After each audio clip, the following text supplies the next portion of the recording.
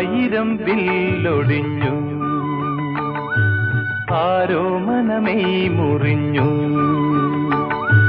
ആശ്രമക്കിളി നിന്നെ എയ്തെയ്തെന്റെ ആവനാഴിയിലമ്പു തീർന്നു. ആയിരം വില്ലൊടിഞ്ഞു.